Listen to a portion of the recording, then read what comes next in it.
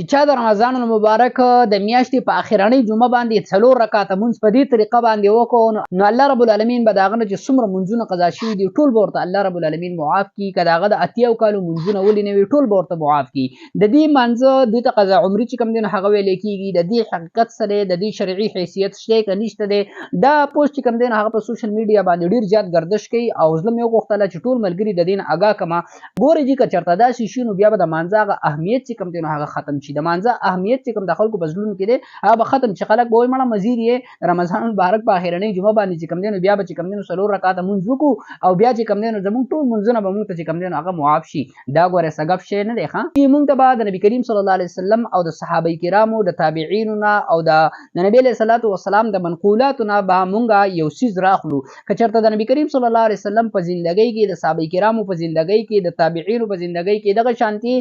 موږ ته چې کوم دی نو هغه یو د حدیث یو ټوکړه چې کوم دی نو هغه میلاو شي چې په هغې کې دا راغلی وي چې د رمضان المبارک په اخرنۍ جمعه باندې دا 4 رکعاته مونځ په دې طریقه باندې وکړه نو ستا ټول مونځونه چې ستا نه څومره قضا شوي دا یو مونځ به د هغې لپاره تلافي شي نو موږ به بیا ومنو چې بالکل صحیح ده خو د نبي کریم صلی الله علیه وسلم په یو حدیث مبارکه کې د صحابه کرامو چېرته په یو قول کې په هغه ضعیف حدیث کې چې کوم دی نو هم دا نه دي راغلي چې نبی علیه الصلاۃ والسلام داسې عمل کړی دی نو دا چې کوم دی نو هغه بدعت دی علما کرامو چې کوم دی دې ته بدعت ویلی دی دا د نبی علیه الصلاۃ والسلام سنت عمل نه دی د نبی علیه الصلاۃ والسلام طریقه خو دا ده چې نبی علیه الصلاۃ والسلام موږ ته ارشادات فرمایلي دي چې کله ستاسو نه څومره مونځونه قضا شي نو د هر یو مونځ لپاره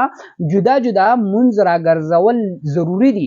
غزوه خندق په موقع باندې نبی علیه الصلاۃ والسلام نه مونځونه قضا شو کړه حضرت عمر فاروق رضی الله تعالی عنه راغی نبی علیه السلام ته وفرمایل د الله رسول ما چې کوم دی نو هغه مازیګر مونځ چې کوم دی نو ممکن نه و چې ما د مازیګر مونځ کړی تر دې پورې چې هغه نور چې کوم دی نو هغه ډوب شو نو نبی علیه الصلاۃ والسلام ورته وفرمایل چې ما هم د مازیګر مونځ چې کوم دی نو هغه نه دی کړی بیا په وادي بطحان کې چې کوم دی نبی علیه الصلاۃ والسلام هلته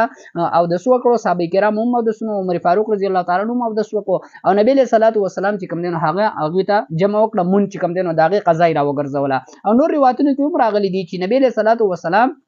د غزوه خندق په موقع باندې نبی علیه الصلاۃ والسلام د ماسپخین مونځ بلال رضی الله تعالی عنہ ته فرمایل چې د ماسپخین د لپاره اذان وکړه بلال رضی الله تعالی عنہ اذان وکړو بیا نبی علیه الصلاۃ والسلام ورته د اقامت حکم وکړو هغه اقامت وکړو نو نبی علیه الصلاۃ والسلام دغه لپاره چې کوم دی د ماسپخین مونځ قضا را وګرځو بیا د مازیګر لپاره جدا چې کوم دی د هغه لپاره اقامت وکړو نبی علیه الصلاۃ والسلام د مازیګر مونځ قضا را وګرځو بیا د ماخام هغه چې کوم دی په دغه طریقه باندې سره د اقامت نشي کوم دی دغه قضا راوړل بیا د ماسختن مونځ چې کوم دی د غیر لپاره جدا اقامت وکړو او نبی علیه الصلاۃ والسلام چې کوم دی نو هغه دغه قضا چې کوم دی نو هغه راوړل دلته نبی علیه الصلاۃ والسلام د سینې کړي چې بس تاسو 5 مونځونه زمونږ نه قضا شوي دي او زه چې کوم دی نو د دې لپاره به د یو مونځ په دې وخت کې په پلان کې متعین طریقه باندې وکړو زمونږ د لپاره به چې کوم دی نو دا کافي شي د ټول مونځونو لپاره به دا کافي شي یا به چې کوم دی نو په شب قدر کې وکړو یا به چې کوم دی نو په ليله القدر کې ګورې چې که چېرته داسې شي نو بیا به د مانځه اهمیت چې کوم دی نو هغه ختم شي د مانځه اهمیت چې کوم د خلکو په زړونو کې دی هغه به ختم شي خلک به وایي مړه مزید یې رمضان المبارک په اخرنۍ جمعه باندې چې کوم دی نو بیا به چې کوم دی نو 4 رکعاته مونځ وکړو او بیا چې کوم دی نو زموږ ټول مونځونه به موږ ته چې کوم دی نو هغه معاف شي دا ګوره څه ګپ شی نه دی ښه دا څه ګپ خبره نه ده د نبی علیه الصلاۃ والسلام احادیث مبارکه او د نبی علیه الصلاۃ والسلام طریقه کار نه چې کوم دی نو دا عمل چې کوم دی نو هغه بالکل خلاف دی صحابه کرامو چې کوم دی نو بالکل خلاف دی د تابعینو د طریقې او طور چې کوم دی نو بالکل خلاف دی دا یو بدعت دی د دین ځان ساتل فکر دی او داسې پوسټونه چې کوم دی نو هغه مه شیر کوئ چې خلک چې کوم دی نو هغه په 6 5 کې چې کوم دی نو هغه پریوزي ډیرو ملګرو چې کوم دی نو هغه راولېږو نو د داسې قسمه پوسټونو شیر کول نه چې کوم دی نو هغه اجتناب وکړي چې خلک په چې کوم دی نو په هغه شپن کې او په شک کې چې کوم دی نو هغه نه غورځېږي نو چې څومره مونځونه قضا شوي دي د هر یو مونځ دپاره